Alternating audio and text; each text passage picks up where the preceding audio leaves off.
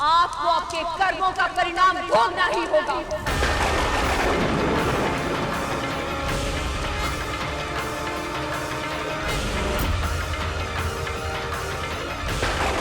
मैं हिम्मत कन्या पार्वती अपने संपूर्ण तप के बल का आह्वान करके आपको श्राप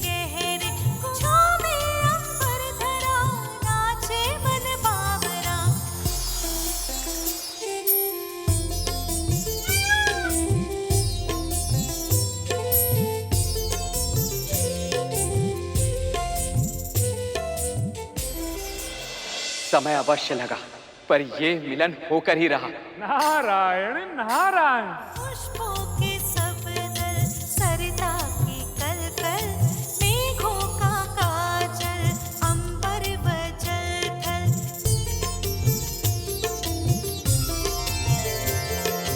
पुष्पों के सब दल, सरिता की कलकल, मेघों का काजल, अंबर व जल थल। तारे सुनहरे अलहड़। देखिए तो देवराज, वृक्ष और वनस्पतियां सभी झुकते हुए माँ पार्वती और महादेव का अभिवादन कर रहे हैं। मोर, कोयल, सभी पशु पक्षी ऐसे चहक रहे हैं कि जैसे मानो पूरे संसार को उनके मिलन की शुभ सूचना दे रहे हो। आपकी तपस्या सफल हुई देवी। हमारा मिलन विधि का विधान था और आपके कर्मों से ऐसा संभव हो सका।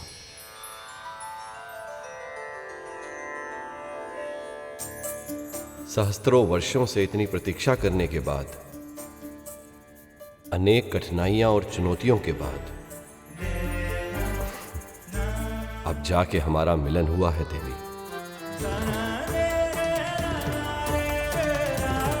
आइए इसे आगे बढ़ाएं। चलिए विवाह रचाएं।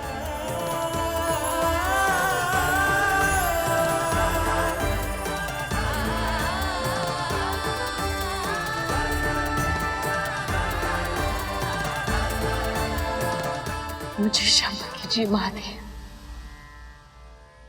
पर मैं ये विवाह नहीं कर सकती।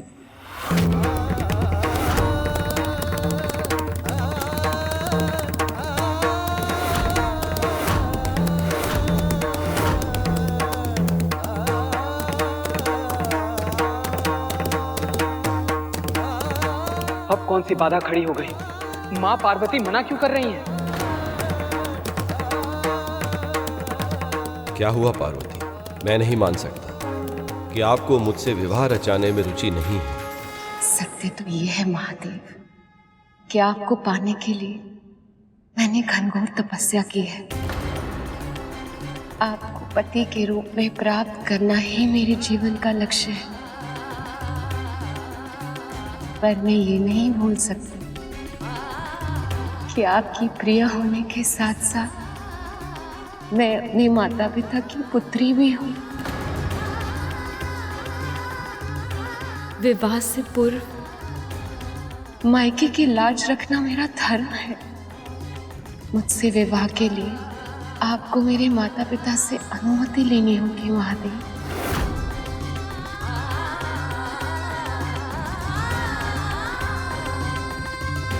मेरे माता पिता से मेरा हाथ मांगना होगा आपको।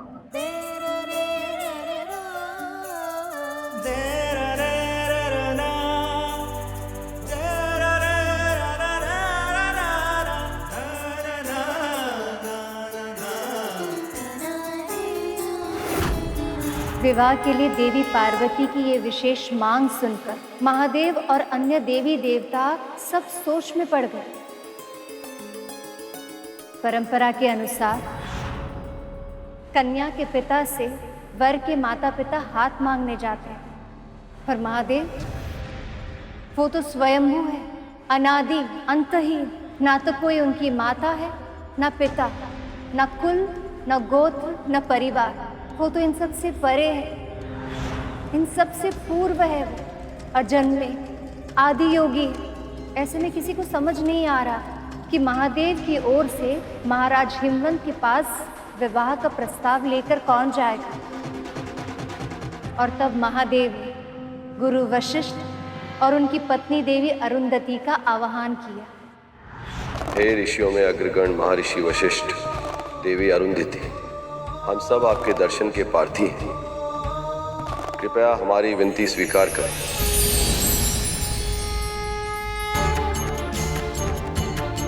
आप सब ऋषियों में सर्वप्रथम है महर्षि, सर्वाधिक सम्मानीय है। त्रेता युग में जब मेरे आराध्य श्री राम जन्म लेंगे तो आप उनके भी गुरु बनेंगे। और गुरु की महिमा तो इतनी अधिक होती है कि यदि भगवान और गुरु एक ही स्थान पर हो तो गुरु का वंदन भगवान से भी पहले किया जाता है। इसीलिए जिस महत्वपूर्ण दायित्व को निभाने का निवेदन करने के लिए मैंने आपका आह्वान किया है, उसके लिए आपसे अधिक उपयुक्त इस ब्रह्मांड में और कोई नहीं है। महर्षि, देवी, आप दोनों से अनुरोध है, यदि आप महाराज हिमवंत के पास उनकी कन्या पार्वती के लिए मेरे विवाह का प्रस्ताव लेकर जाना स्वीकार करें तो आप दोनों का बहुत उपकार होगा। उपकार? उपकार का तो प्रश्न ही नहीं उठता महादेव। ये तो हमारे लिए सम्मान और गौरव की बात है। हम प्रस्ताव लेके अवश्य जाएंगे।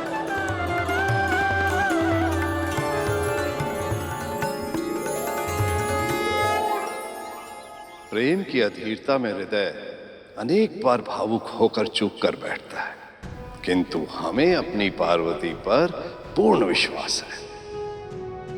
अपने जीवन साथी के चुनाव का निर्णय सोच समझकर ही लिया होगा।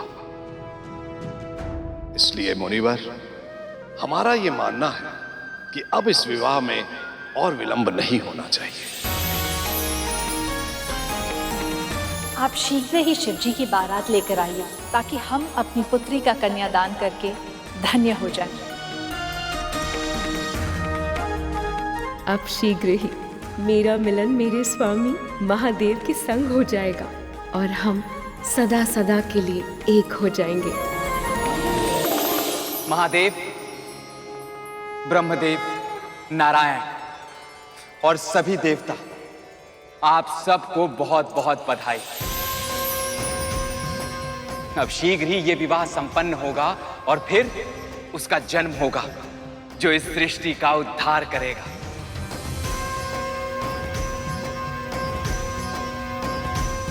ये तो आपने बहुत ही शुभ समाचार सुनाया है महर्षि। मुझे इतनी प्रसन्नता का अनुभव हो रहा है कि समझ ही नहीं आ रहा पांव भूमि पर टिक क्यों नहीं रहे। हम सबकी भी यही अवस्था है श्रृंगी। अब हम शीघ्र ही अपने प्रभु की बारात लेके जाएंगे और माँ को उनके घर वापस लेके आएंगे।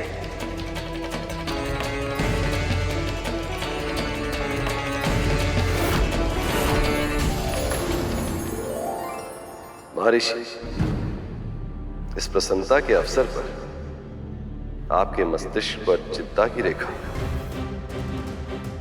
महादेव, यदि मेरे वश में होता मैं ये बात कदापि न कहता।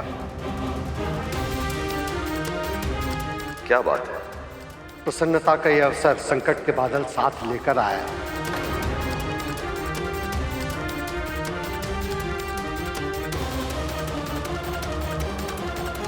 यदि महाराज हिमवंत और महारानी मैना ने देवी पार्वती का कन्यादान कर दिया तो अनर्थ हो जाएगा।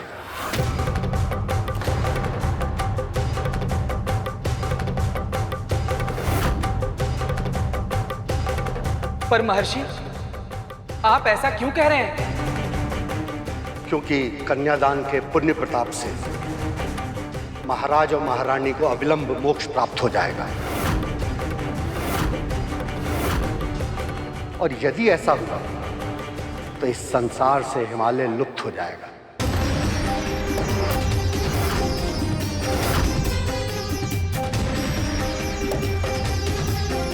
वो हिमालय जो सारी सृष्टि की तप भूमि है, जिसकी घाटियों में, जिसकी कंदराओं में, जिसकी हिम से सजी चोटियों पर हम ऋषि मुनि आश्रय पाते हैं। यदि वही हिमालय लुप्त हो गया तो हम ऋषि मुनि साधना कहां करेंगे महादेव?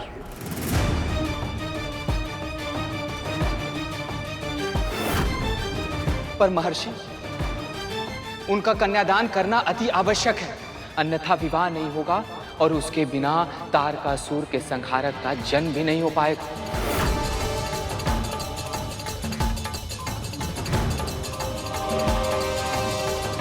यदि कन्यादान करते समय कन्या के माता पिता के मन में संशय आ जाए तो उन्हें पूर्ण लाभ नहीं प्राप्त होगा।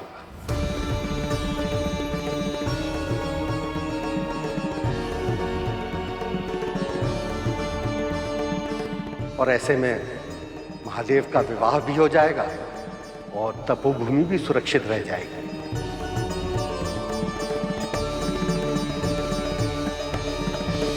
पर ये संशय उनके मन में आएगा कैसे महर्षि?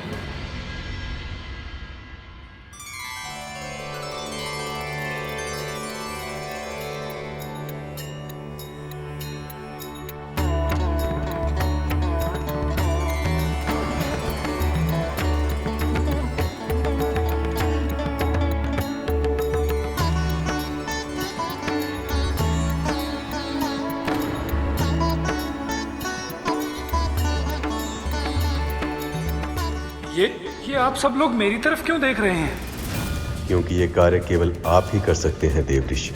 मैं कैसे प्रभु? मैं कैसे करूंगा महाराज हिमवंत और महारानी मैना के हृदय में शंका उत्पन्न? यदि ऐसा करने में कहीं मैंने महादेव और पार्वती के मिलन में कोई विघ्न उत्पन्न कर दिया तो? भोजन कक्ष में सब कुछ ठीक चल रहा है ना? जी महाराज। प्रीति भोज में कोई समस्या नहीं आनी चाहिए। जी। स्वागत के लिए फूलों की कमी नहीं होनी चाहिए। जी महाराज। और तुम इधर उधर घूम रहे हो, जलपान की व्यवस्था हो गई है ना? जी महाराज। कमी नहीं होनी चाहिए। जी।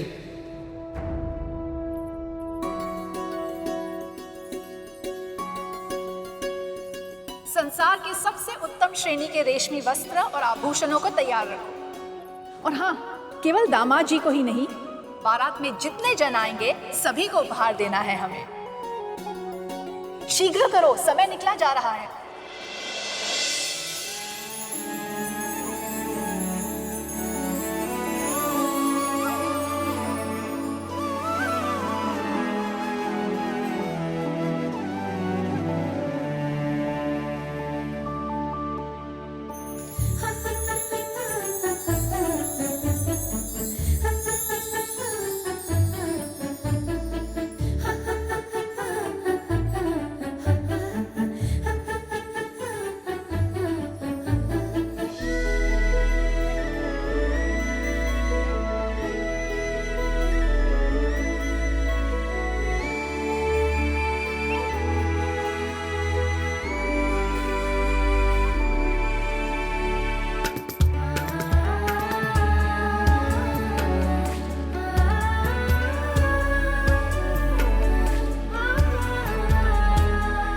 सखी, महादेव आपको देख के तो सारी सद्बुद्ध भूल ही जाएंगे।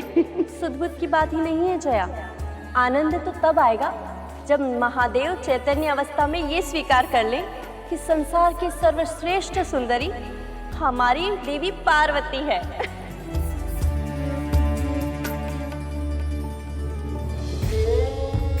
ये सुंदरता तो उनके प्रेम की है। सत्य तो ये है कि मेरे शिव ही सबसे सुंदर हैं। इसे विश्राम स्थल पर ले जाइए। नारायण नारायण। अरे देवऋषि नारद जी। पधारिए देवऋषि, आपका बहुत बहुत स्वागत है। आप ही के कारण ये संबंध हो पा रहा है, वरना मेरी पुत्री उस योगी की तपस्या क्यों करती? और तपस्या ना करती तो अपने प्रेम तक, अपने पति तक पहुंचने का मार्ग कैसे मिलता उसे? सत्य देवऋषि, आपकी इस कृपा से धन्य हो गए हैं हम। नारायण नारायण। वैसे ये बात तो सत्य कही देवी आपने। भला इस संसार में शिव के समान दिव्य और कौन हो सकता है? आप दोनों जब शिव को देखेंगे तभी ये जान पाएंगे कि आपका दामाद कैसा है। ये देवऋषि नारद के कहने का आशय क्या है? नारायण नारायण। भला इस संसार में शिव के समान दिव्य और कौन हो सकता है? आप दोनों जब शिव को देखेंगे तभी ये जान पाएंगे कि आपका दामाद कैसा है। आपके इस कथन से मेरे भीतर उत्सुकता जागृत हो रही है देवऋषि। मैंने शिवजी को कभी देखा नहीं, बस पार्वती के मुख से उनके बारे में सुना है। वो कैसे हैं देवऋषि? उनके सुदर्शन रूप का वर्णन तो मैं भी नहीं कर सकता। वैसे बारात निकल चुकी है, कुछ ही समय में यहाँ आ जाएगी। आप स्वयं ही देख लीजिएगा। आपका दामाद, आपकी पुत्री का जीवन साथी कितना अनोखा है, कितना अद्भुत है, कितना दिव्य है। इनके हृदय में शंका तो उत्पन्न कर दी है मैंने। देखते हैं इसका परिणाम क्या होगा। मेरी पुत्री ने जिसे अपना वर चुना है, अवश्य ही वो अति रूपवान होगा। साज सज्जा से सुशोभित होकर जब वो मेरी पुत्री से विवाह करने आएंगे तो समस्त सृष्टि उनके सौंदर्य को निहारती रह जाएगी।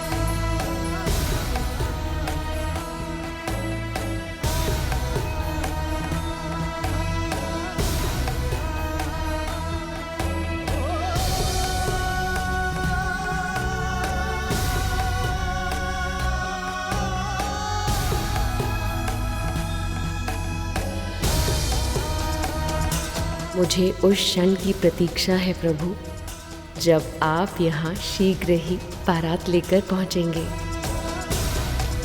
मैं भी उस क्षण की प्रतीक्षा आतुरता से कर रहा हूँ प्रिय, जब हम सदा सदा के लिए एक हो जाएंगे। आप दोनों जब शिव को देखेंगे तभी ये जान पाएंगे कि आपका दामाद कैसा है। महर्षि नारद के वैसे कहने का क्या आशय था? मैंने तो शिव को कभी नहीं देखा। क्या वो हमारी पुत्री के लिए एक योग्य वर हैं?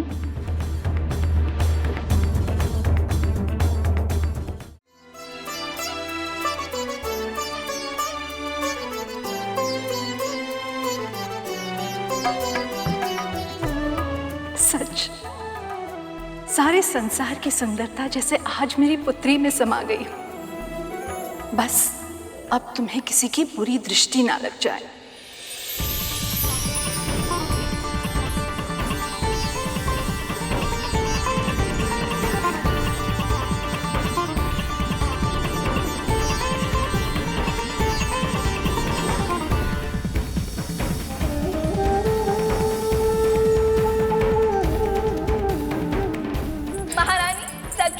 बारात आ गई, बारात आ गई सखी। जिनके भाग्य में साक्षात सुंदरता की ये देवी है, वो मेरे दामाद स्वयं कैसे दिखते हैं, मैं भी तो देखूं जरा।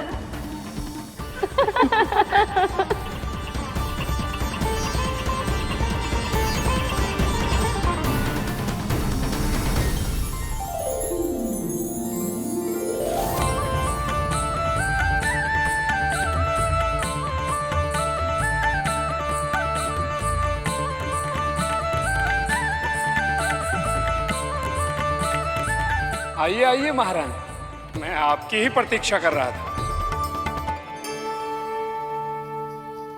देवऋषि, आपने तो कहा था कि शिवजी बड़े दिव्य और अनोखे हैं। क्या इन सभी दिव्य ऋषि में से कोई एक है वो? ये तो सप्त ऋषि हैं महारानी, शिव तो इनसे भी अधिक दिव्य हैं।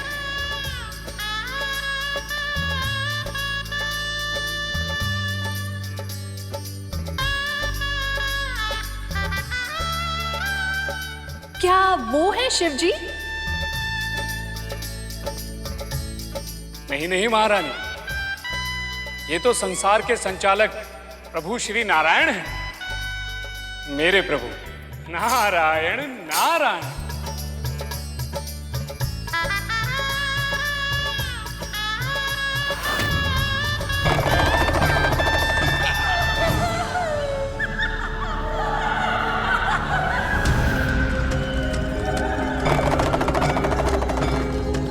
हे भगवान, कौन है ये सब? ये तो शिव के गण हैं महारानी। भूत प्रेत, पिशाच निशाचर, अघोरी पशु, और ये सब शिव को बहुत ही अधिक प्रिय हैं। इसीलिए तो स्वयंभू शिव भूतनाथ पशुपति कहलाते हैं।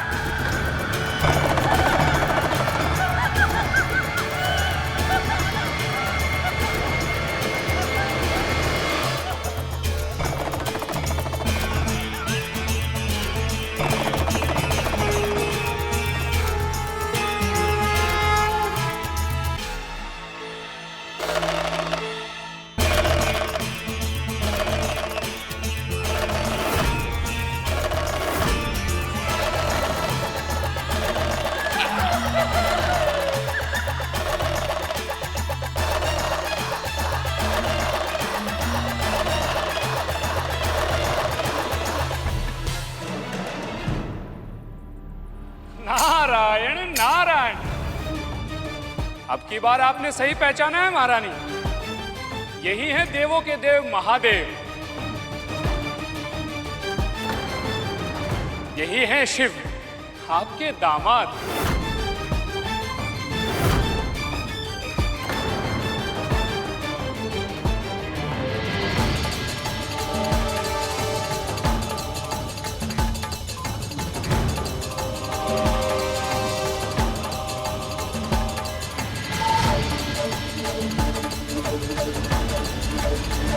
महारानी,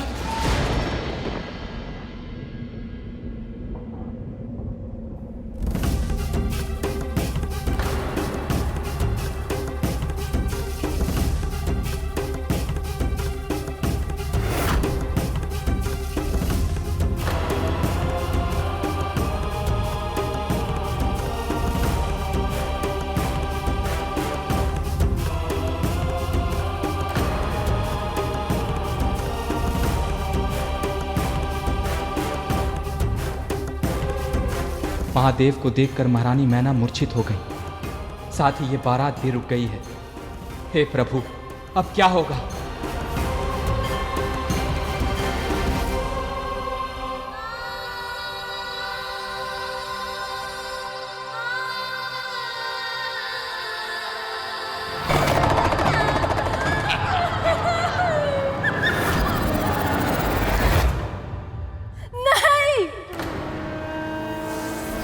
होने नहीं दे सकती।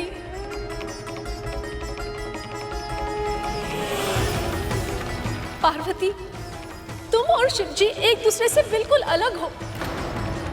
उनका रहन सहन, जीने का ढंग, उनका स्वभाव कुछ तुमसे भिन्न है पुत्री।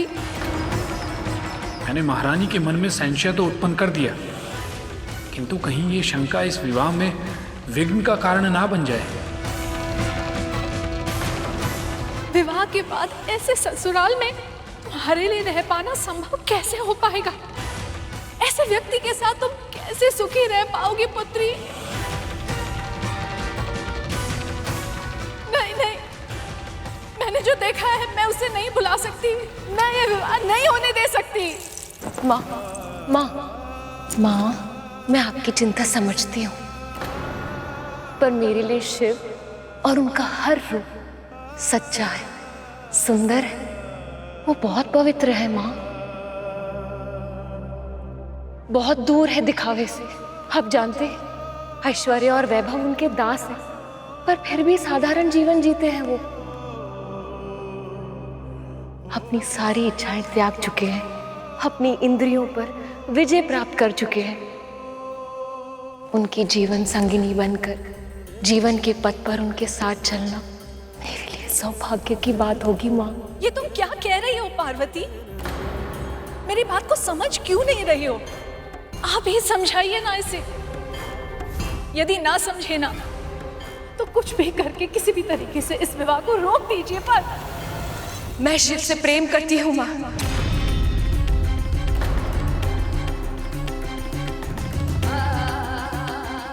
एक बार मेरी मन की भावनाओं को समझने का प्रयास कीजिए माँ।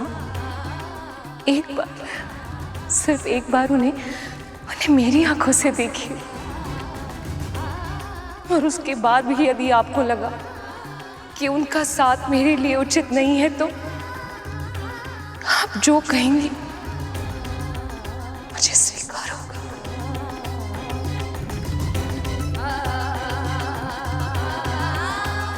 हे महादेव, मेरी माँ आपके इस स्वरूप के दर्शन करने में असमर्थ है, इसीलिए मेरी विनती स्वीकार कीजिए।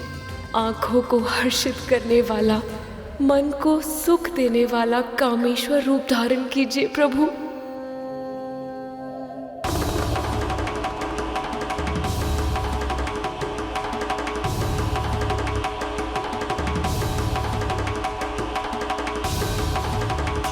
अब कौन सी नई करवट ले रहा है संसार का भाग्य?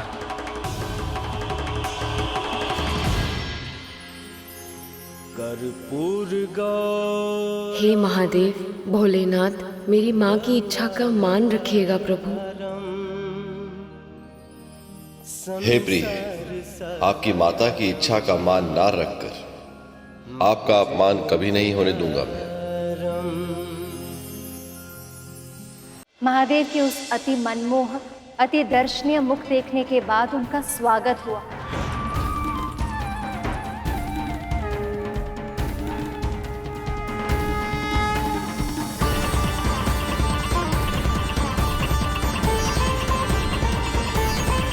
महाराज हिमवंत और महारानी मैना, इन दोनों ने उनके चरण पखारे।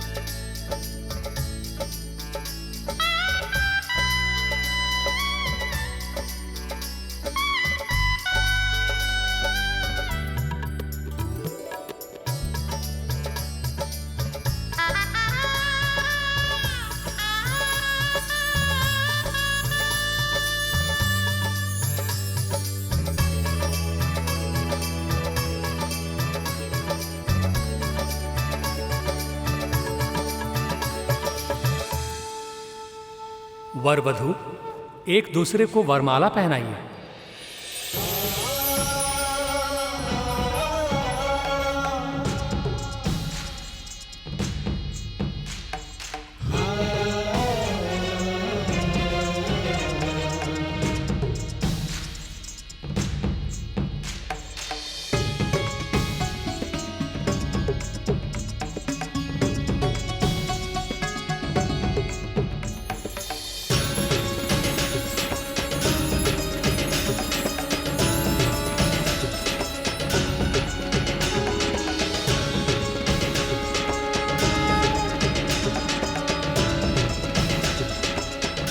मैं हर पल इस ही क्षण की प्रतीक्षा में व्याकुल रहती थी प्रभु।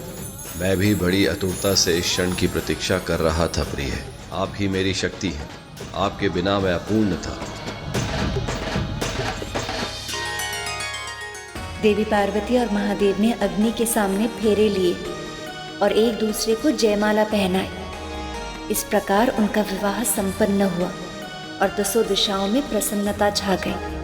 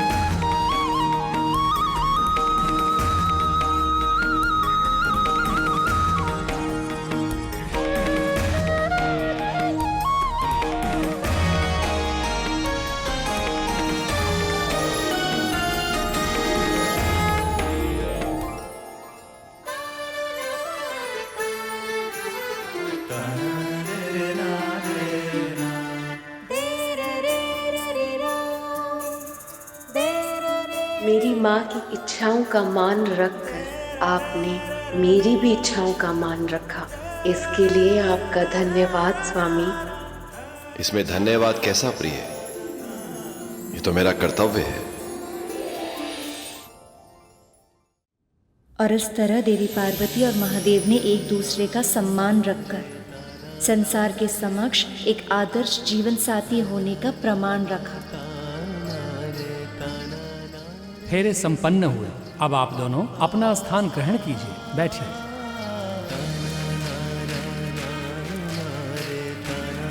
कन्यादान के लिए वधू के माता पिता आगे आए।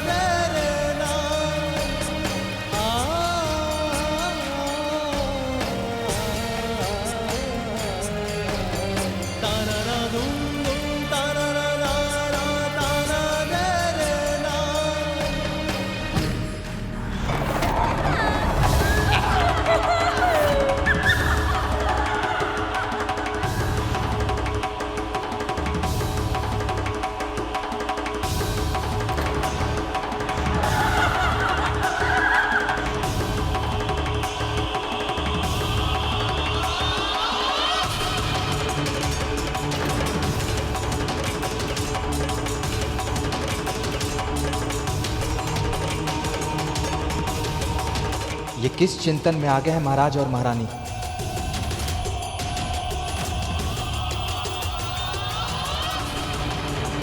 महारानी मैना और महाराज हिमवंत पुनः हिचक रहे थे प्रभु।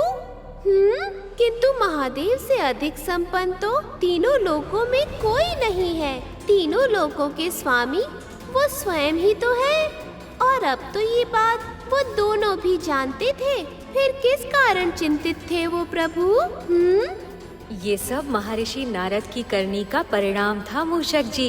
पर प्रभु, वैसे तो महादेव और देवी पार्वती के विवाह में अड़चन उत्पन्न हो गई, परंतु इस शंका के कारण महाराज हिमवंत और महारानी मैना ने विवाह रोक दिया। तो ये क्या हो गया मुझसे? एक अनर्थ रोकने की चाह में मैंने एक नई अड़चन को उत्पन्न कर दिया। हिमालय पर्वत की रक्षा करने हेतु महाराज तथा महारानी के मन में महादेव के लिए शंका तो उत्पन्न कर दी महर्षि नारद ने, पर उन्होंने ये सोचा ही नहीं कि शंका उत्पन्न तो शीघ्र हो जाती है, किंतु उस शंका से मुक्त होने में हृदय को बहुत समय लग जाता है।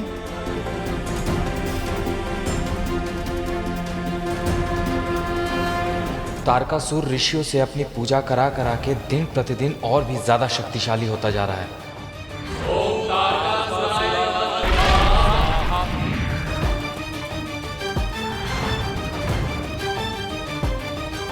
यदि इस विवाह में और विलंब हुआ तो तारकासुर खुद को इतना शक्तिशाली बना लेगा कि उसे रोकना असंभव हो जाएगा।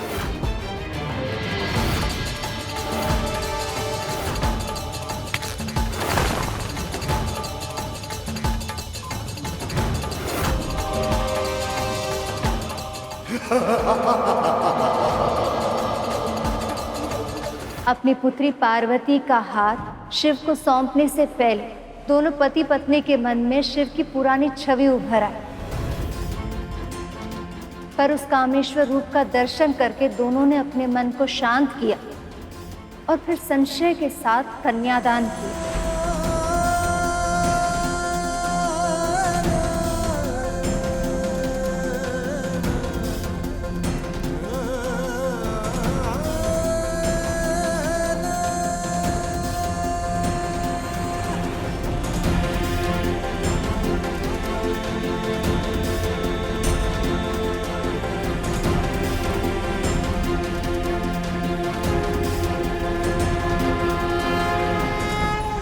और इस तरह देवी के ब्रह्मचारिणी रूप की कथा पूरी हुई। पार्वती को तपस्या के प्रभाव से महादेव मिले और उनका विवाह हुआ। देवी ब्रह्मचारिणी की पूजा करने वाले भक्त जीवन में सुख का आनंद लेते हैं और फिर मोक्ष को प्राप्त होते हैं। इस कथा का सार यही है कि जिसका मन जीवन की कठिन परिस्थितियों में भी अपने लक्ष्य से नहीं भटकता, उसे सफलता अवश्य मिलती। ये कथा सुनकर मेरे मन में ये विश्वास जागृत हो गया है कि हमारा पुत्र भी अवश्य ही लौट आएगा, और वो भी अतिशीघ्र।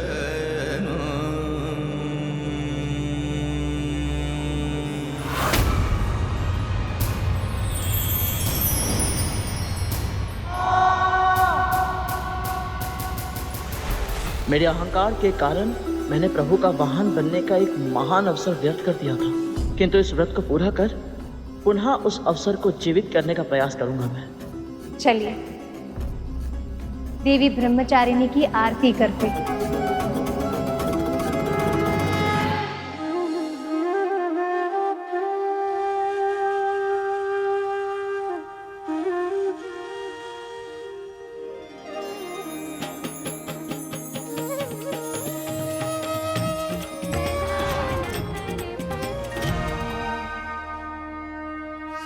अपने संकल्प पर अडिग रहकर तुमने दूसरे दिन का व्रत भी पूरा कर लिया है।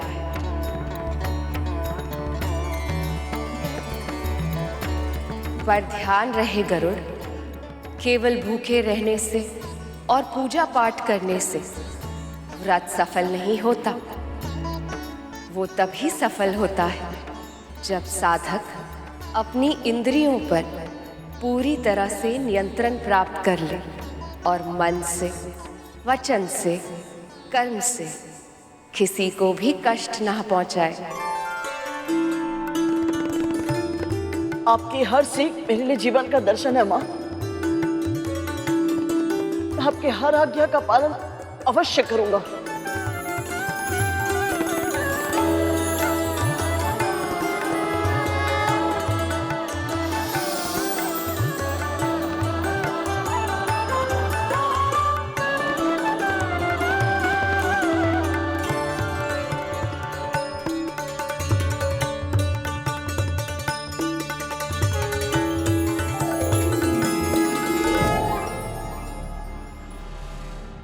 क्या हुआ श्रीमान? भाभी जी, आप दोनों क्या सोच रहे हैं? पता नहीं क्यों आज बहुत दिनों बाद मन में फिर एक आशा की किरण जाग उठी है भैया जी। क्या ऐसा संभव है कि माँ भगवती हमारी भूख क्षमा करके हमारा खोया हुआ पुत्र हमें वापस लौटा दे?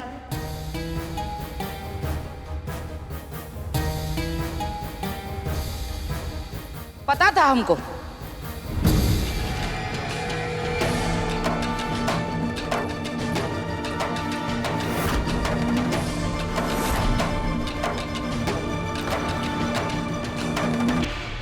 ये विचित्र स्त्री कौन है प्रभु, जो कथा के मध्य में विघ्न की तरह आ गई? मूषक जी, यही तो है जिसने शास्त्री जी के जीवन में विष घोला है। किंतु इन्हें ये ज्ञात नहीं है कि इस बार इनका सामना मेरे मामा श्री प्रभु विष्णु और मामी श्री महालक्ष्मी से हुआ है। अब क्या करेगी ये और क्या करेंगे मामा श्री? ये देखने में बहुत आनंद आएगा। दीदी, दीदी आप, दीदी प्रणाम। खुश रहो। कितने बरस हो गए पर आप दोनों से भूले नहीं ना अभी तक।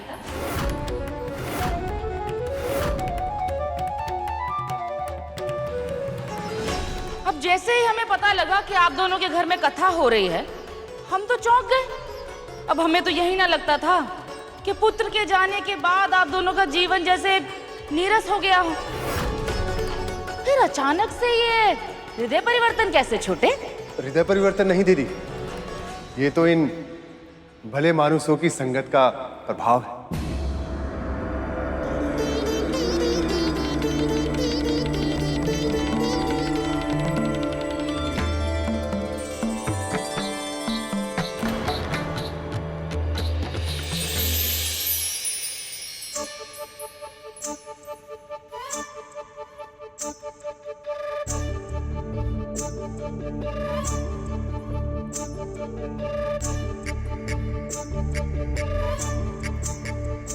अरे प्रभु, ये स्त्री तो विचित्र ही है। अब ये ऐसे क्या विचित्र संकेत कर रही है? वो मामी श्री को उनके पाँव छूने का संकेत कर रही है। क्या उनके पाँव, जिनके समक्ष समस्त संसार नतमस्तक होता है? विनाश काले विपरीत बुद्धि। अरे शिष्टाचार नहीं है क्या? चरण छूइए बहू।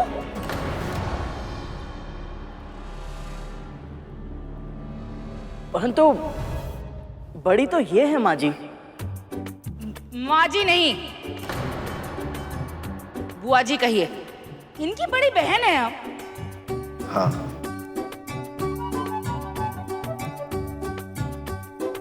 बड़ी तो ये लग नहीं रही है।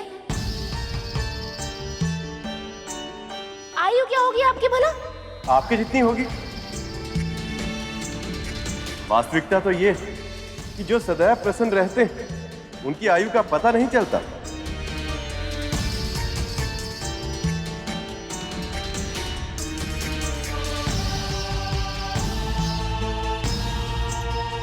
वैसे आप कौन हैं? अब पहचानेंगे कैसे? परिचय तो दिए नहीं ना आप। जी, मैं कांता और ये मेरे पति और वो इनके शिष्य सुपर्ण। हम सब ने यहाँ तीर्थ के लिए आए। हाँ हाँ दीदी। और कहाँ से आए हैं आप लोग? केदारनाथ से।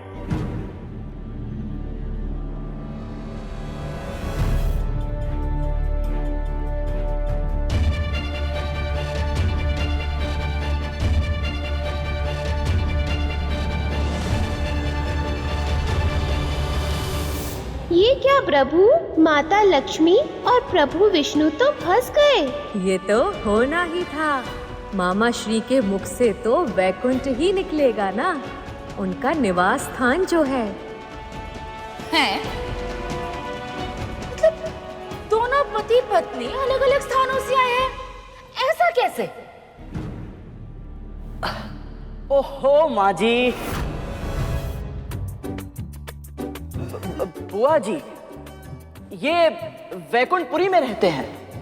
अनेक तीर्थों के दर्शन करने के लिए निकले। यात्रा अमरनाथ से आरंभ हुई थी और अब बस केदारनाथ के दर्शन करके सीधे यहीं आए हैं।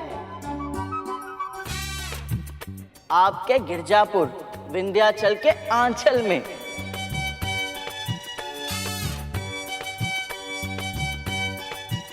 इनका तीर्थ यात्रा करना उचित भी है, आयु जो हो गई है। किंतु आप तो युवक हैं, आप इनके साथ क्यों भटक रहे हैं? अरे विवाह कीजिए, घर गृहस्थी बसाइए। आप सही कह रही है बुआ जी, परंतु मैं अपना पूरा जीवन हरि की भक्ति में समर्पित करना चाहता हूँ।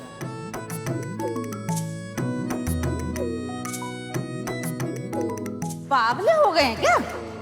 है? इस युवा में हरि भजन करेंगे? आपके परिवार ने नहीं रोका आपको? नहीं नहीं, मेरी माँ ही मुझे हरि भक्ति की प्रेरणा देती है। बड़ी विचित्र है आपकी माँ। ही नहीं है। तभी तो ऐसे अपरिचित लोगों के साथ आपको संसार के धूल छानने के लिए भेज दिया है ना।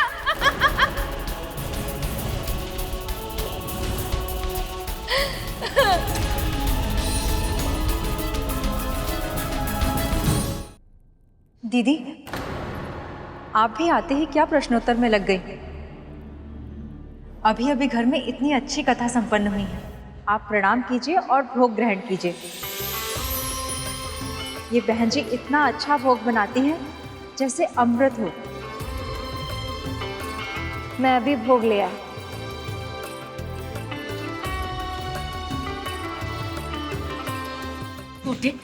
तुम भी बड़े विचित्र कार्य करते हो। पहले पुत्र को घर से निकालने से पहले नहीं सोचा, और अब अपरिचितों को घर के भीतर लाने से पहले। अरे ऐसे ही अतिथि बनकर आते हैं और फिर घर वालों को बाहर निकाल के घर पर नियंत्रण कर लेते हैं। ऐसा नहीं है, वो बहुत अच्छे लोग हैं, बहुत ही धार्मिक लोग हैं माँ भगवती की कृपा से, और बहुत अच्छी अच्छी बातें भी करते हैं। वही तो कह रही हूँ मैं, जो अधिक अच्छी अधिक मीठी बातें करते हैं वही नींद में आपका सब कुछ लूट कर ले जाए तो क्या कीजिएगा भला?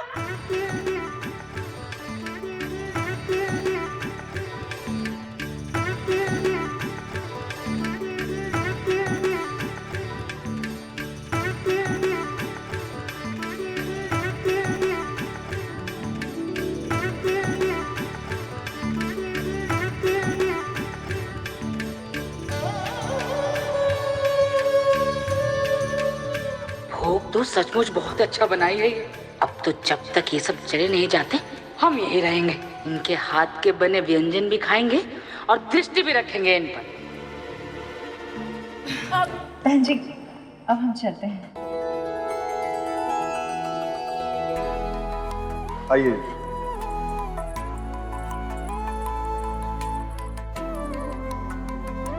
माँ, प्रभु, बुआ जी तो बहुत ही नकारात्मक बातें करती है। यदि ये कथा में आई तो इनके विष से कोई ना कोई विघ्न अवश्य पड़ेगा, और कथा का वातावरण भी दूषित हो जाएगा।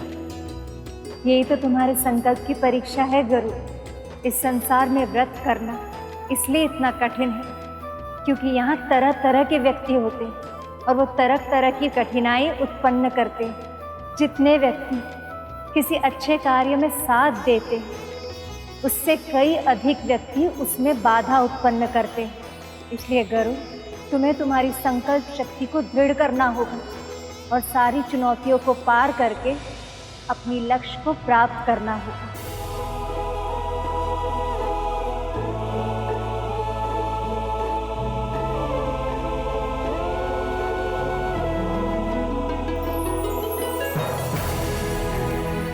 हे माँ, मुझे शक्ति दीजिए ताकि मैं इस परीक्षा में सफल हो पाऊं।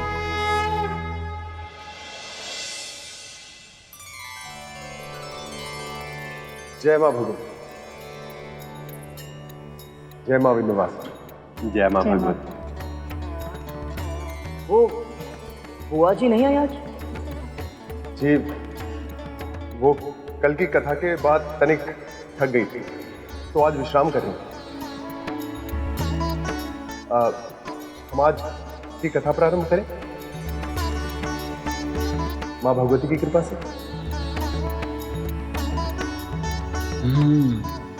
तो अब वो नहीं आएंगी। चलो भला टली। वैसे आज प्रभु विष्णु और माता लक्ष्मी कौन सी कथा सुनाने वाले हैं प्रभु? वही जिनके आगमन से जीवन में अलौकिक ऊर्जा का अनुभव होता है।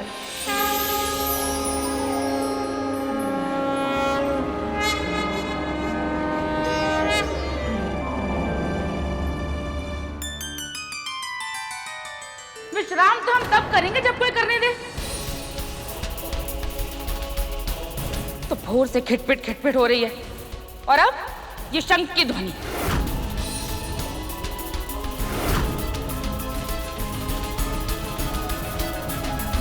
प्रभु, बुआ जी को तो किसी भी वस्तु या व्यक्ति से प्रसन्नता ही नहीं, ऊपर से किसी को भी अपमानित करने का कोई अवसर नहीं छोड़ती।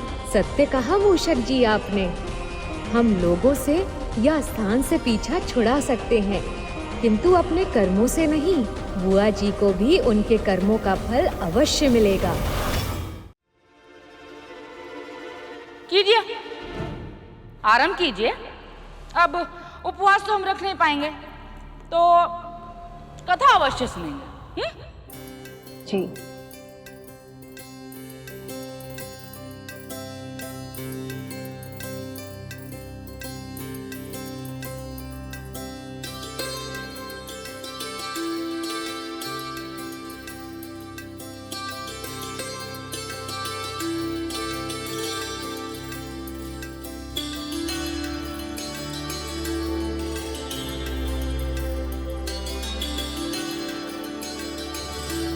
देवी का तीसरा रूप है देवी चंद्रघंटा।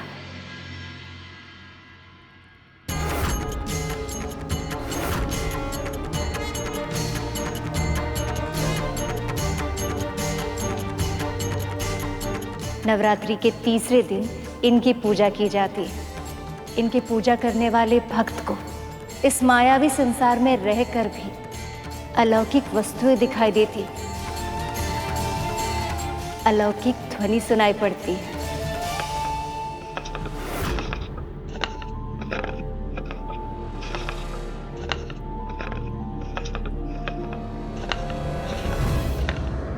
माँ, श्री माता के इस रूप की उत्पत्ति कैसे हुई थी माँ?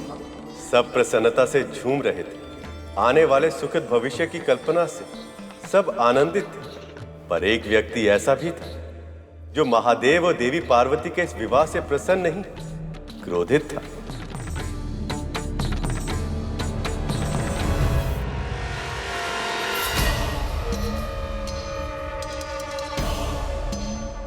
महादेव शिव और मां पार्वती की, महादेव शिव और मां पार्वती की, महादेव शिव और मां पार्वती की, महादेव शिव और मां पार्वती की, महादेव शिव और मां पार्वती की, महादेव शिव और मां पार्वती की। ये कैसी ध्वनि है? ये हो क्या रहा है? असुरराज, जो कन्या शिव की तपस्या कर रही थी उसने तपस्या पूरी कर ली असुरराज, और शिव ने भी उसके साथ विवाह कर लिया। ये हमारे लिए संकट का संकेत है असुरराज। आज विवाह हो गया है, कल पुत्र भी हो सकता है। नहीं होगा, मैं होने ही नहीं दूंगा।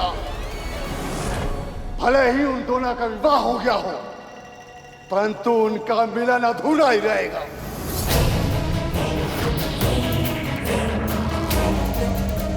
असुरों, इससे पहले कि शिव और पार्वती के गृहस्थ जीवन का आरंभ हो, हमें पार्वती के प्राण लेने होंगे।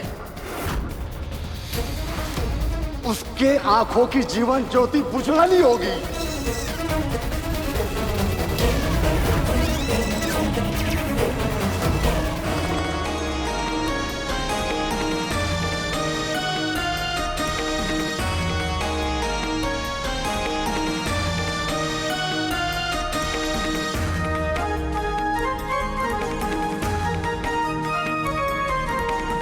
अरे देवतागण, आप लोग रुक क्यों गए?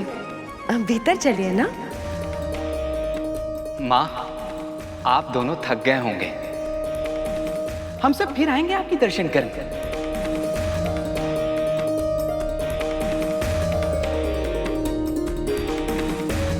देवराज इंद्र अपने कर्तव्य से विमुख नहीं रह सकते। अवश्य ही इन्हें कोई आवश्यक कार्य होगा।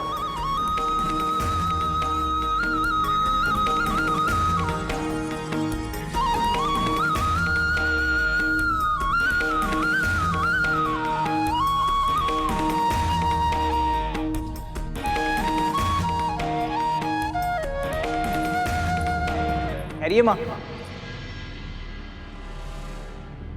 आपके प्रवेश से पहले हमें तैयारी करनी होगी।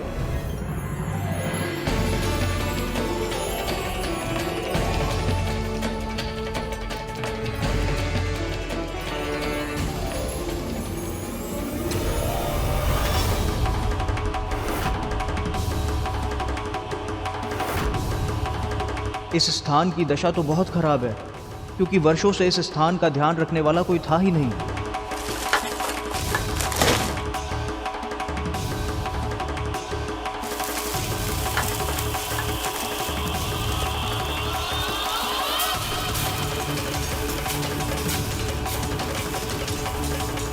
अरे माँ की आरती।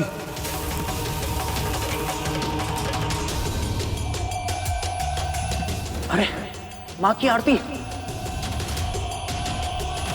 ये थाल मुझे दो श्रृंगी, इसकी स्मृति पहले मुझे हुई थी। क्षमा कीजिए नंदी जी, आपने तो केवल सोचा था, इसे अपने हाथों में मैंने उठाया, इसलिए माँ और प्रभु की आरती तो मैं ही करूंगा।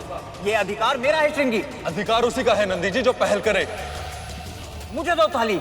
मैं करूंगा आरती। मैं करूंगा। आरती का थाल मैंने तैयार किया है। तुम छोड़ो थाल। मुझे दो थाल। मैं करूंगा आरती, मुझे दो। मुझे दो।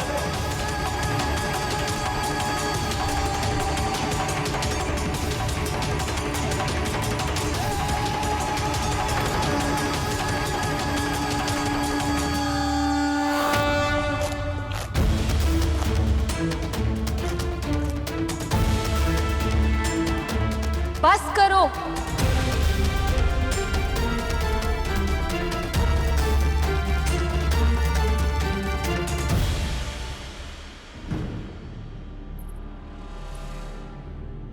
ऐसे संभाला जाता है घर? इस ढंग से रहते हो तुम सब?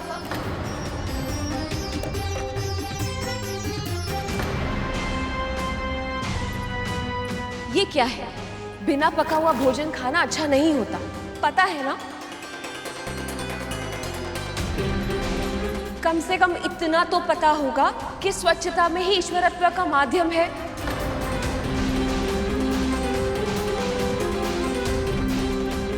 देवी, आपसे पहले इस स्थान पे ऐसा कोई नहीं था जो ये सब बातें इन्हें सिखा सके, इन्हें बता सके। पर अब मैं यहाँ आ गई हूँ, अब कोई मनमानी नहीं चलेगी।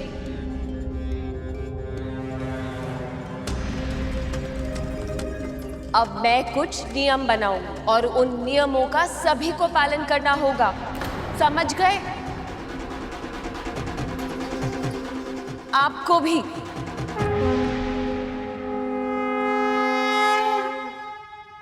अब जाइए, बाहर जाइए, और जब तक भीतर प्रवेश करने के लिए ना कहा जाए कोई भी भीतर नहीं आएगा, समझ गए?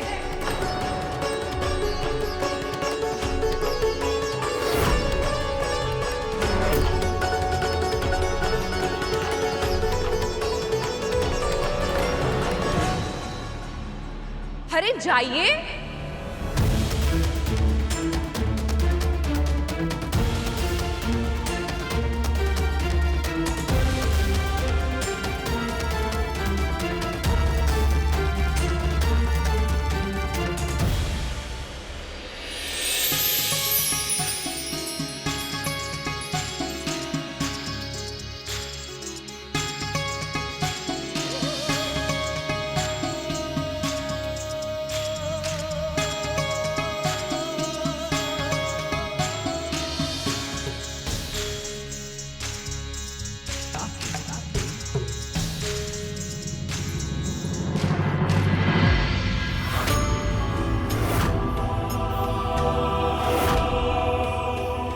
कहाँ से आरंभ करूं?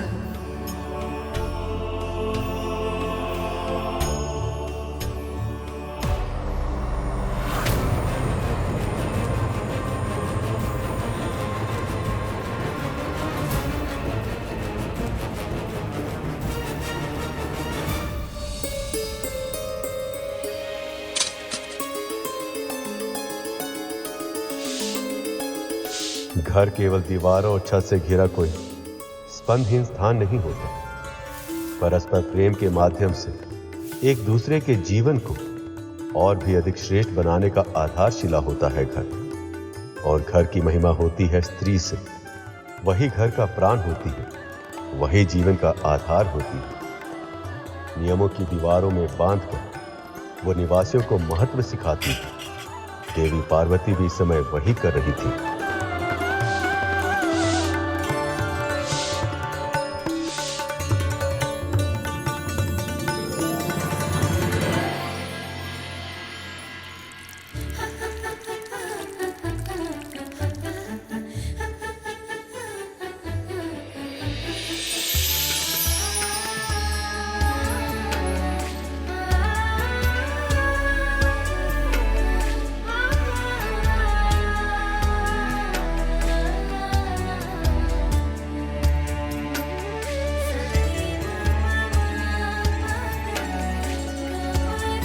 एक और देवी पार्वती अपने घर को संवारने में लगी थी, तो दूसरी ओर तारकासुर के भेजे हुए असुर बहुत ही तीव्र गति से कैलाश की ओर बढ़ रहे थे। चलो असुरों, वो स्त्री जिससे महादेव ने विवाह किया है वो कैलाश में ही होगी। आज उसका अंत करके महाराज तारकासुर को प्रसन्न कर देंगे हम।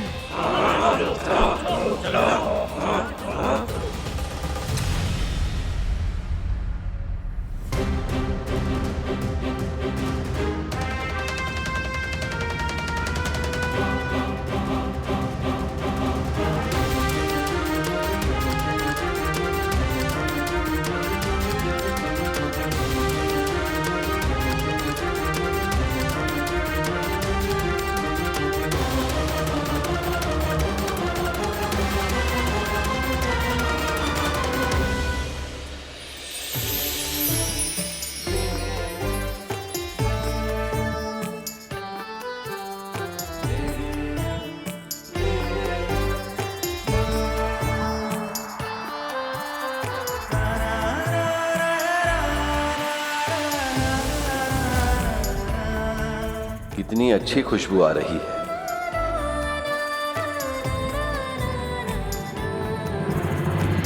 कब जाएंगे हम भीतर? मैं भी यही सोच रहा हूँ श्रृंगी। माँ को इतना समय क्यों लग रहा है?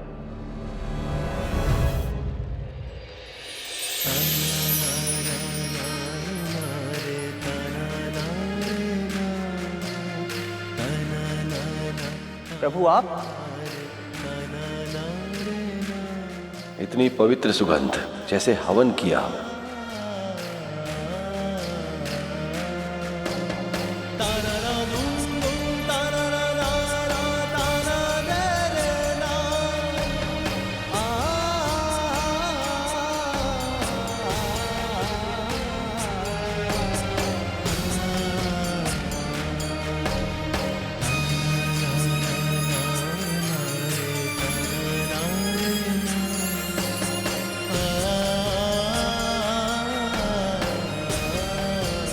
श्रृंगी, लगता है वो स्थान हमारे लिए है। वो देखो, हमारे वाद्य यंत्र। अवश्य ही वो स्थान हम सबके लिए ही है। प्रभु, आज से पहले केवल ये पर्वत था, किंतु अब ये घर लग रहा है। ये तो होना ही था नंदी।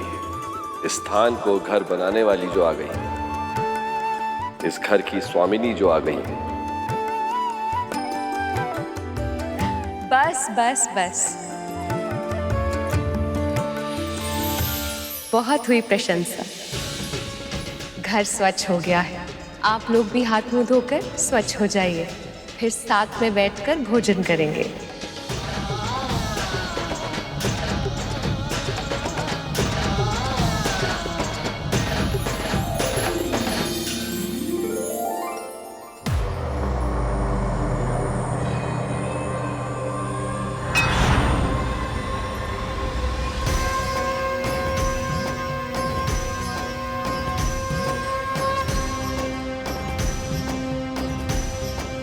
ये भोग स्वीकार कीजिए स्वामी।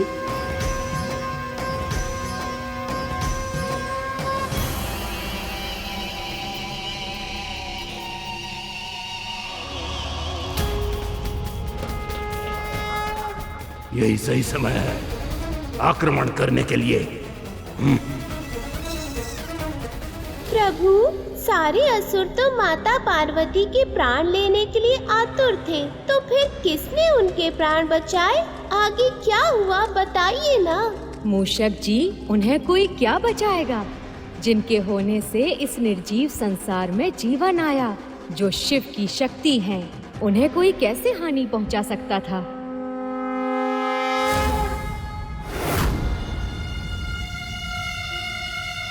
ऐसा क्यों लग रहा है जैसे मेरे गुरु पर कोई संकट आने वाला है?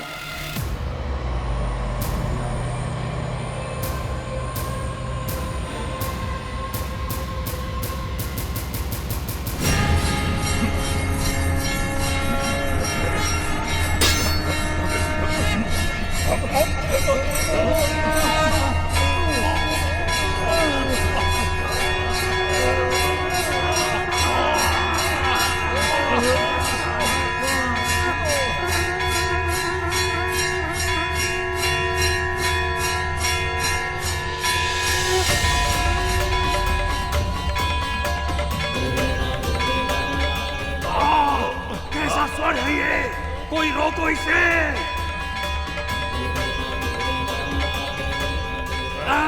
कैसी शक्ति है ये? बिना अस्त्र शस्त्र के ही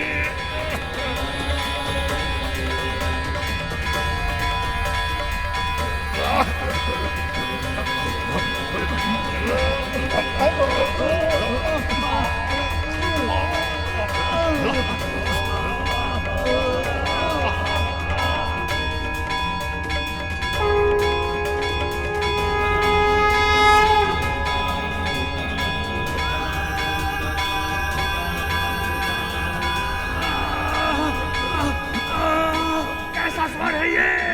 कोई रोको इसे!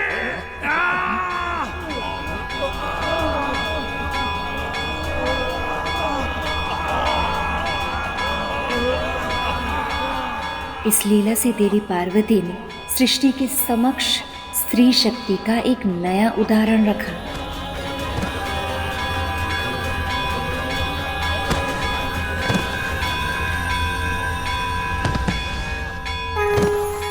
देवी पार्वती का ये रूप इस बात का चिन्ह है कि जो भी स्त्री प्रतिदिन संध्या आरती के पश्चात अपने निवास स्थान पे घंटा बजाएगी, उसके घर से दुख, रोग और समस्त बुरी शक्तियां दूर हो जाएंगी।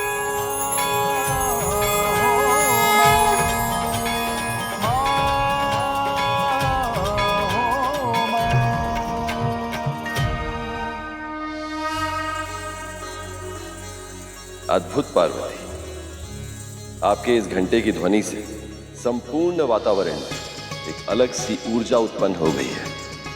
ऐसा प्रतीत होता है जैसे सब कुछ पहले से भी शुद्ध हो गया हो।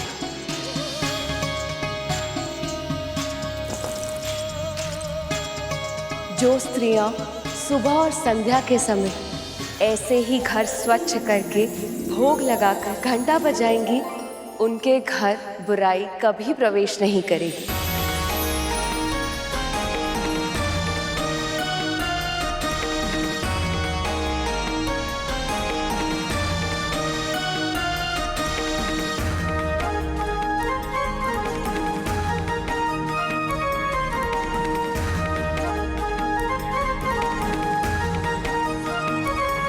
आरंभ करो।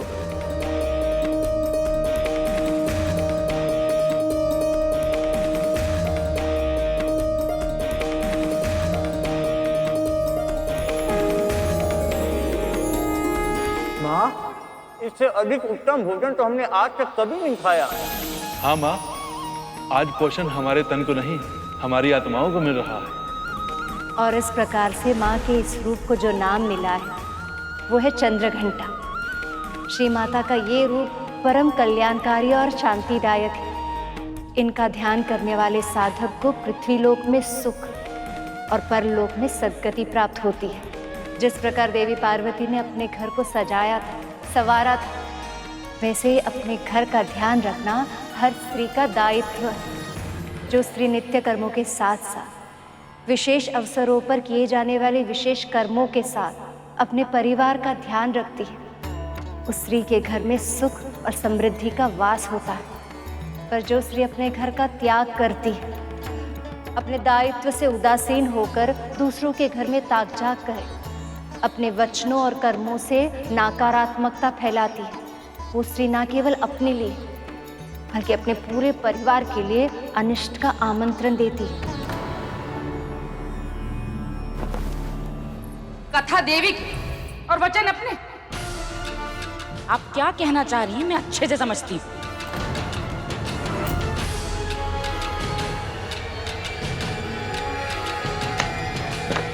दीदी, कथा सुनने के बाद आरती लिए बिना नहीं जाते।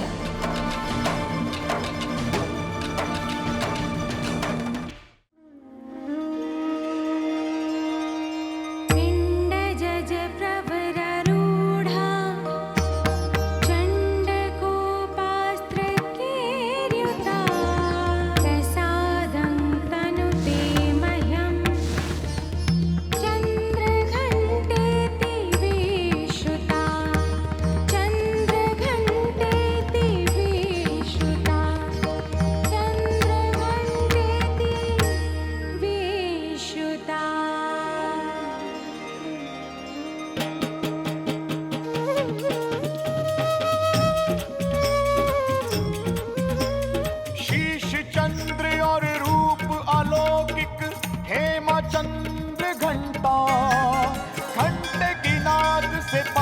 विनाशे हरती सारी विपदा है माँ, हरती सारी विपदा है माँ, हरती सारी विपदा।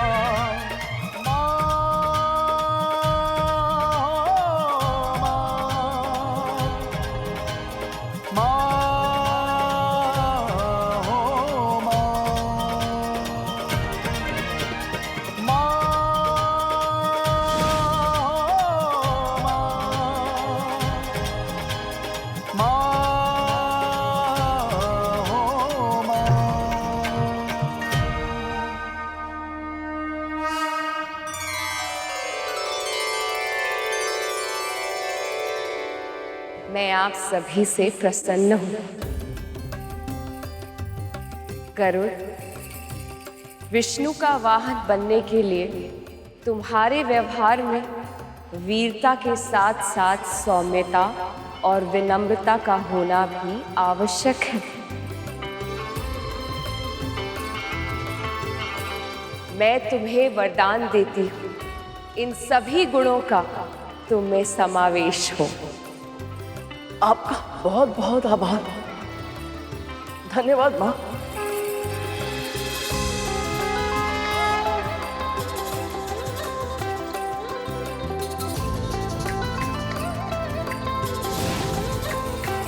प्रभु, तो क्या वो क्षण आ गया जिसकी गरुड़ को प्रतीक्षा थी? क्या गरुड़ अब तैयार है विष्णु जी का वाहन बनने के लिए?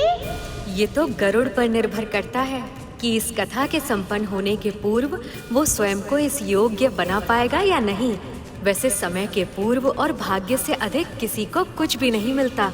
अब देखना ये है कि क्या श्री हरि कृपा से गरुड़ अपना भाग्य बदल पाएगा।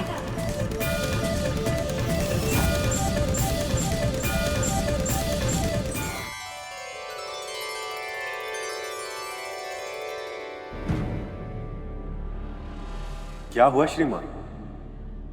आपकी आंखों में आंसू? आज आरती के समय बहुत ही अलग अनुभव हुआ भैया जी। बहुत ही अच्छी खुशबू थी, जैसा आप बताए थे ना कैलाश पर्वत पर, बिल्कुल वैसी ही। न केवल सुगंध, बल्कि हमें तो नूपुर का स्वर भी सुनाई दिया। हो सकता है ये हमारा भ्रम हो, लेकिन हमें आज पहली बार स्वयं मां के होने का आभास हुआ। आप लोगों के कारण ही संभव हो पाया है भैया जी। हमें कुछ भी करने का सामर्थ्य नहीं है बहन जी। जो होता है या जो हो रहा है वह सब श्री माता की इच्छा से ही होता है, और जो भविष्य में भी होगा वह सब भी उनकी इच्छा से ही होगा।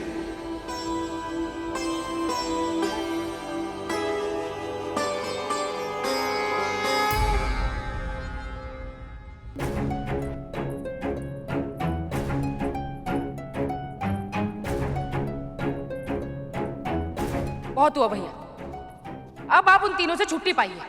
ऐसा क्यों कहिए जीजी? वो तो बड़े भले प्राणी।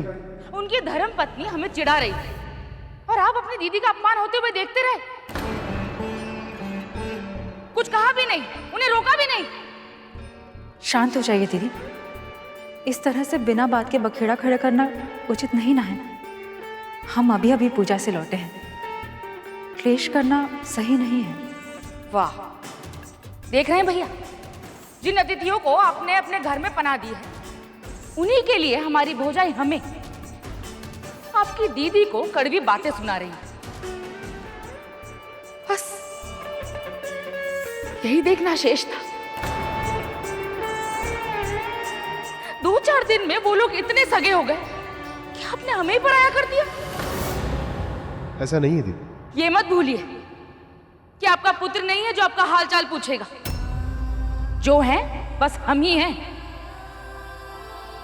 हम ही हैं जो आपके सुख दुख में साथ रहेंगे। पुत्र तो आपका अग्नि देने भी नहीं आएगा। कीजिए दीदी।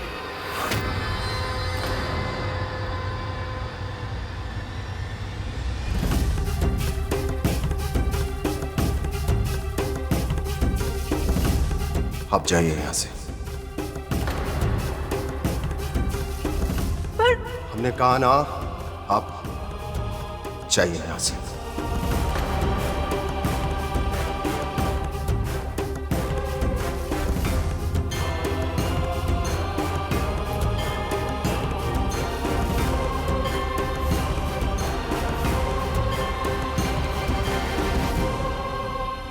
आपको जब तक यहां रहना है, आप आनंद से रहिए दीदी। परंतु आपसे हाथ जोड़कर हमारी विनती है कि हमारे पुत्र के बारे में कोई बात मत कीजिए।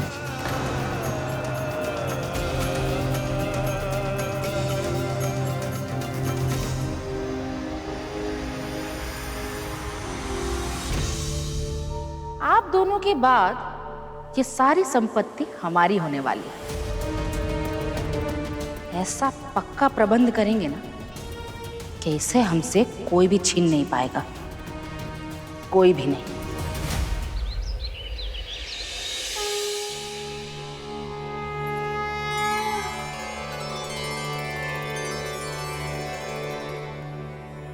जय मां भगवती।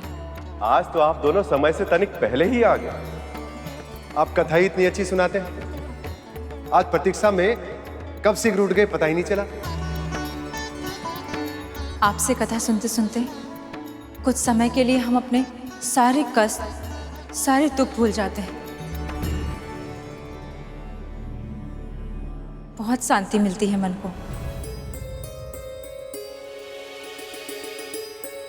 बहन, सब ठीक तो है?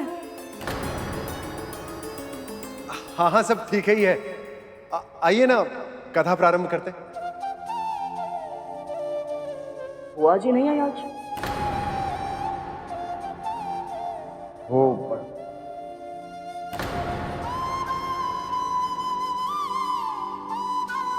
कथा का समय बीतता जा रहा है, उन्हें आना होगा तो आ जाएंगे। हम आरंभ करते हैं, है ना? ठीक।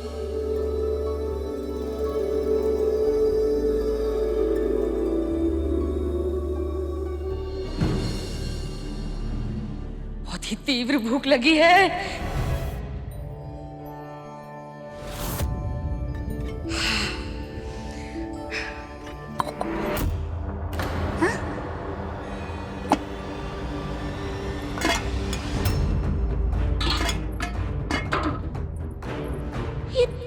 ये सारे पात्र तो रिक्त पड़े हुए हैं। हमें लगा था कि ये दोनों कून अतिथियों के यहाँ सिर्फ कथा सुनने जाते हैं, पर अब लग रहा है कि इन्होंने व्रत भी करना आरंभ कर दिया है। तभी तो न चूल्हे में अग्नि है, न पात्रों में भोजन। पर अब हम क्या करें? हम तो यहाँ आए इसलिए थे कि अपने घर का कार्य ना करना पड़े। अब लगता है कि भोजन भी स्वयं ही बनाना पड़ेगा। तब तक जल्द से ही काम चला लेते हैं।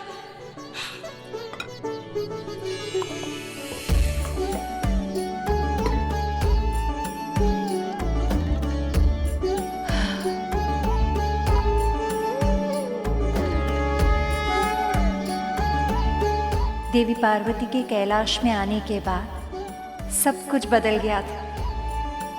उनकी देख रेख में सब कुछ सुंदर और सुव्यवस्थित हो गया।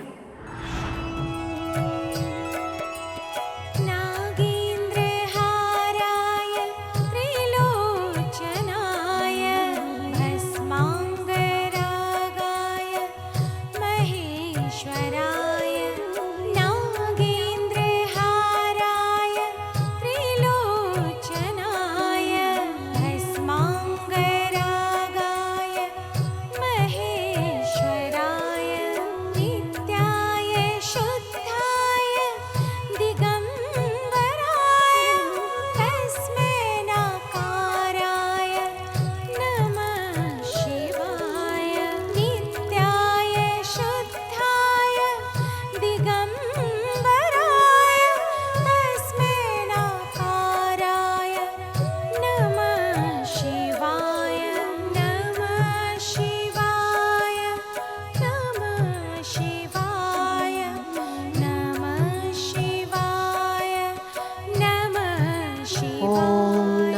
शिवाय, ओम नमः शिवाय, ओम नमः शिवाय।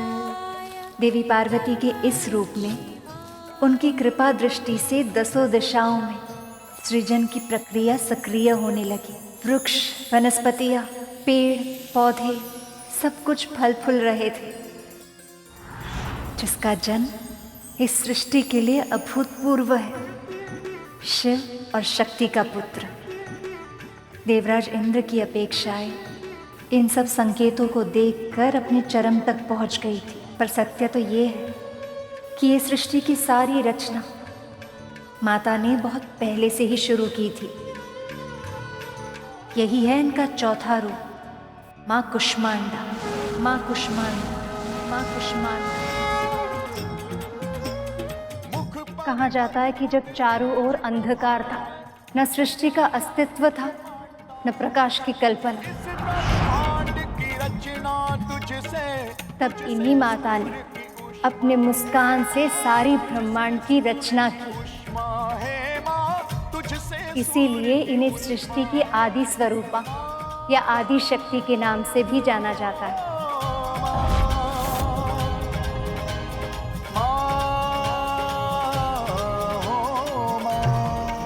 माँ कुष्मांडा का निवास सूर्य के स्तोत्र में होता है। वही है सूर्य देवता की अग्नि का स्तोत्र। उन्हीं की मुस्कुराहट से इस पूरे संसार का जन्म हुआ है। इसका ये अर्थ ये भी है कि पुरुष का संसार स्त्री के मुस्कान से ही फलता फूलता है। पर जिस घर में स्त्री दुखी हो, सुख और शांति का वास वहाँ संभव नहीं। इसलिए स्त्री की इच्छा को प्राथमिकता बनाना हम पुरुषों का दायित्व। आप बहुत बुरी माँ है। मैंने आपसे बुरी माँ आज तक नहीं देखी। अरे रहने दीजिए। पुत्र तो आपका अग्नि देने भी नहीं आया। कीजिए दीदी। आप जाइए यहाँ से। हमने कहा ना, आप जाइए यहाँ से। भगवान, अनेक बार क्रोध किए हैं हम आप, न जाने कितनी बार आपको हमारी आवश्यकता थी, न जाने कितनी बार आपका साथ भी नहीं दिया। बस कीजिए। कभी कभी तो हमें अचरज होता था कि आप पुरुष कब समझ पाएंगे हम स्त्री को, कब जानेंगे कि क्या छिपा है हमारे मन में।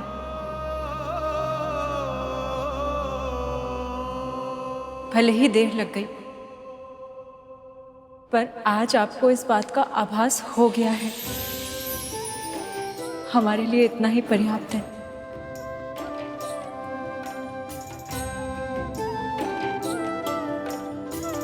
चलिए हम सब मिलकर माँ कुष्मांडा की आरती करते हैं।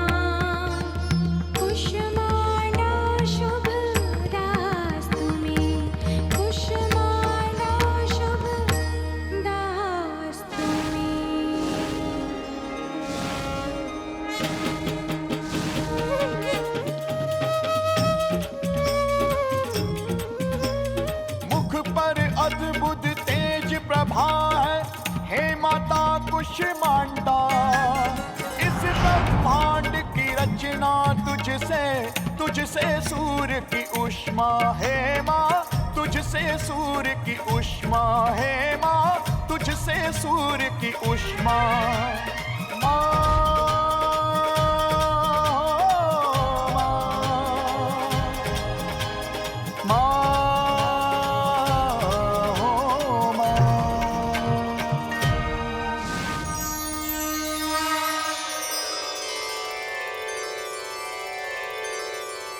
मैं आपकी भक्ति से प्रसन्न हूँ।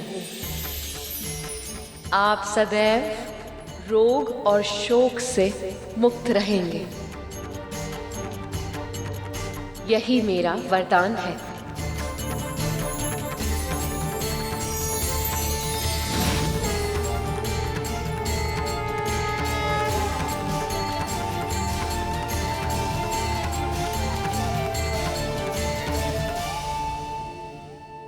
भगवान, हमें मां का स्वर सुनाई दिया। क्या आपको भी? पर यह कैसे संभव हो सकता है?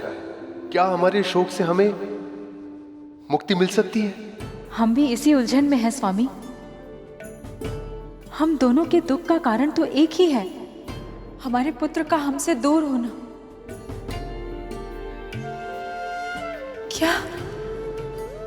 क्या सच में हमारा दुख दूर हो सकता है स्वामी?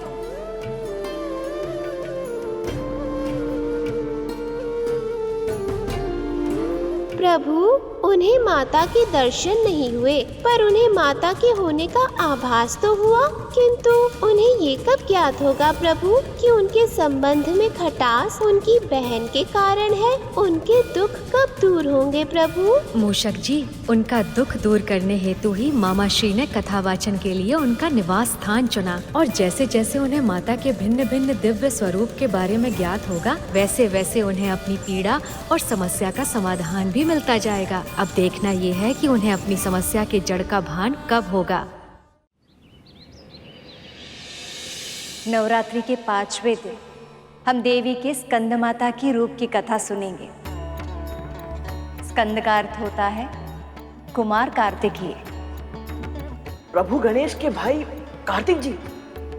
हाँ सुपर, हम इस कथा में देवी पार्वती के उस स्वरूप को देखेंगे जब उन्होंने पूर्णता का आभास किया, जब वो माँ बनी। कीजिए कीजिए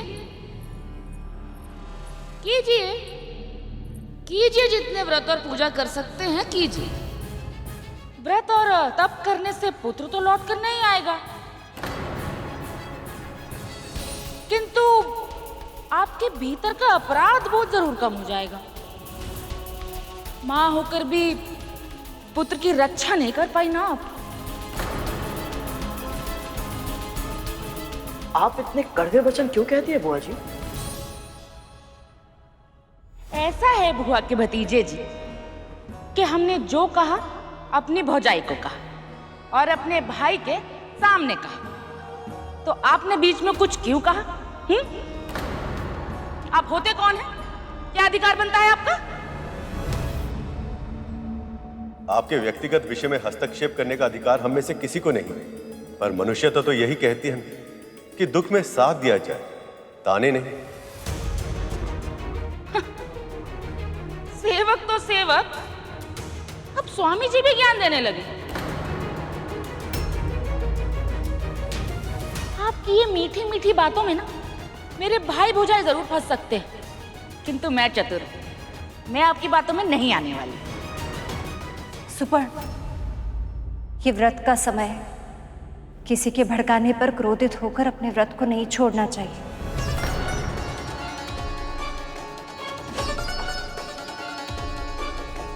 दीदी, यहाँ सब बिना बाधा और व्यवधान के कथा सुनने आए हैं। यदि आपको कथा सुननी है तो यहाँ ठहरिए, अन्यथा आप जाकर विश्राम करें।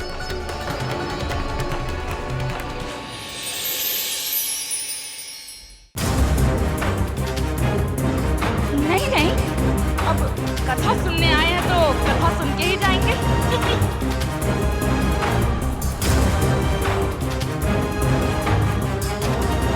आरंभ करते हैं मां भगवती की कृपा से।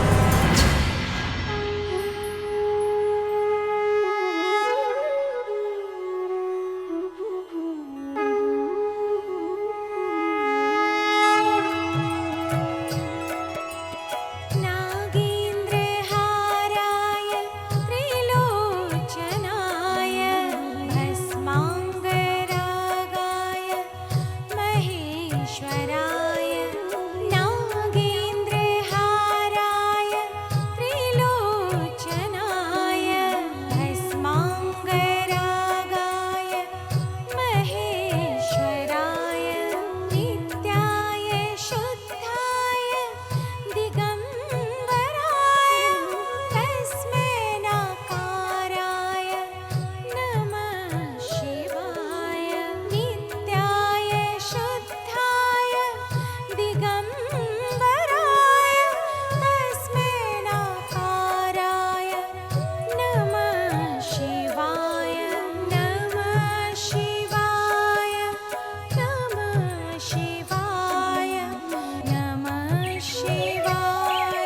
जिन्हें देखकर मुझे मातृत्व की भावना क्यों अनुभव हो रही है?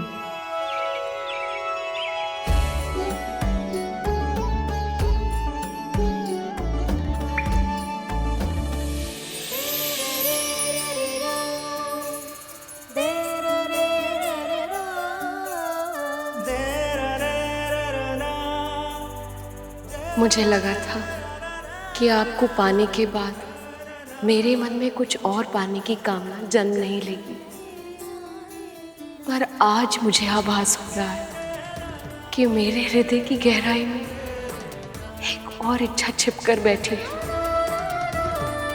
उसे भी पूरी कर दीजिए महादेव। मुझे पुत्रवती होने का वरदान दीजिए।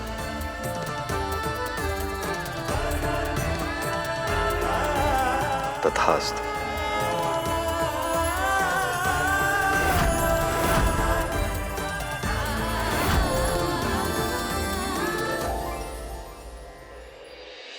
प्रभु, इसका अर्थ ये हुआ कि आपके ज्येष्ठ भ्राता कार्तिकेय की लीला भी इस कथा के साथ सुनने को मिलेगी। हाँ मूषक जी, मैं भी आपकी भांति अत्यधिक उत्सुक हूँ भ्राता कार्तिकेय की लीला को सुनने हेतु। किंतु उनके जन्म से सभी इतने प्रसन्न नहीं थे।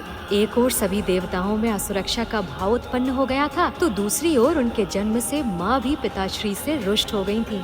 ऐसा क्या हुआ था प्रभु? ये कथा जितनी सुखद है उतनी ही पीड़ादायक भी, विशेषकर माँ के लिए।